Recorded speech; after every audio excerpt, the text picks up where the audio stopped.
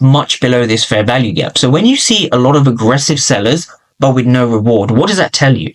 Now, for every seller, there's a buyer, and for every buyer, there's a seller. So when you have lots of aggressive selling, what this really represents to us as traders is that there's passive buyers sitting at this level. And I want traders to understand this.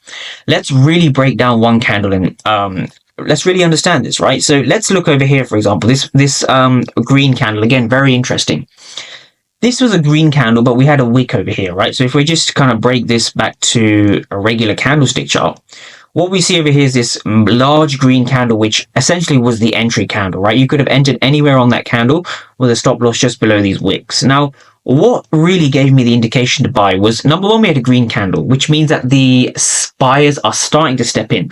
But what really gives traders the indication to look for valid buys over here is the fact that we had a ton of aggressive selling down here, which is something the candlesticks themselves will not show you. We had a ton of aggressive sellers down here. We can even read the order flow. We had 340 for 276, right? That does not mean there are more aggressive sellers than there are aggressive buyers. Right? That means, that does not mean there's more sellers than buyers. That means there's more aggressive sellers than there are aggressive buyers. But there aren't just aggressive participants. There are passive participants also in the market. So when we see 340 aggressive sellers for only 276, that's roughly let's just say an 80 difference. The delta is 80, right? The delta is 80.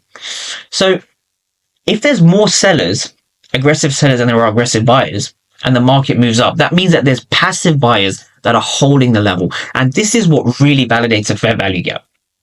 Now, when you see aggressive buyers, right? When you see aggressive sellers that don't get rewarded, it means that there's more passive buyers than there are aggressive sellers, right? That's important to understand. Also from here, we see a very